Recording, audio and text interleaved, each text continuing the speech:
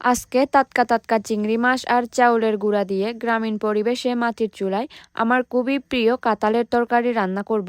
সেজন্য সকাল সকাল আমাদের গ্রামের পথ বেয়ে হেঁটে যাচ্ছি জেঠিমাদের বাসায় কাঁচা কাঁঠাল নিয়ে আসার জন্য।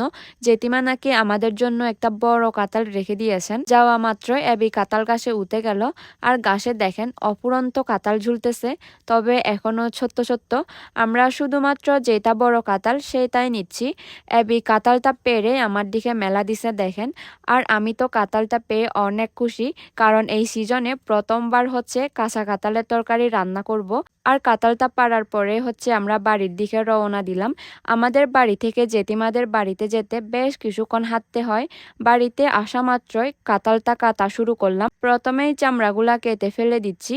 কাঁঠালের তরকারি রান্না করতে কিন্তু বেশ কষ্টের। কাঁঠালের চামড়াগুলো ফেলে দেওয়ার পরে একেবারেই ছোট ছোট করে পিস করতেছি, কারণ এগুলা আবার সিদ্ধ করতে হবে। কাঁঠালটা ছোট ছোট করে পিস করার পর গরম পানি দিয়ে দিলাম, এবং সেই গরম পানিতে পিস করা কাঁঠালের পিসগুলোও দিয়ে দিলাম, কারণ কাঁঠালের পিসগুলো বেশ কিছুক্ষণ সিদ্ধ করতে হবে। কাঁঠালের পিসগুলো সিদ্ধ হতে হতে তার ফাঁকে আমি এদিকে চিংড়ি মাছগুলা কাটা শুরু করে দিলাম। চিংড়ি মাছ দিয়ে কাঁঠালের রেসিপি বেশ মজার, কিন্তু সেটা যদি হয় সাগরের চিংড়ি মাছ তাহলে আর বলার কিছুই থাকে না। আর এদিকে আমার কাঁঠালের পিসগুলাও সিদ্ধ করা শেষ দেখেন।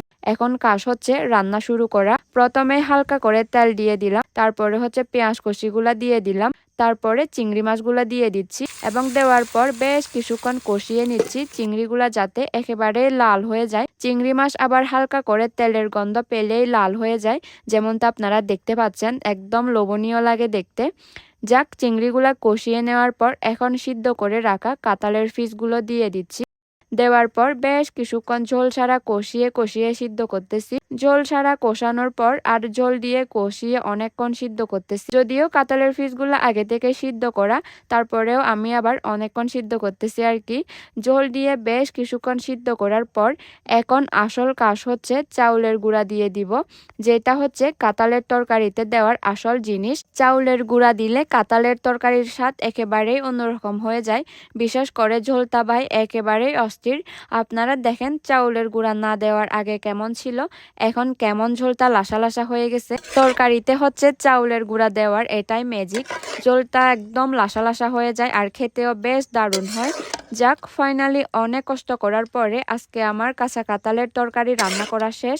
তরকারিটা কেমন হয়েছে অবশ্যই কমেন্ট করে জানাবেন কিন্তু।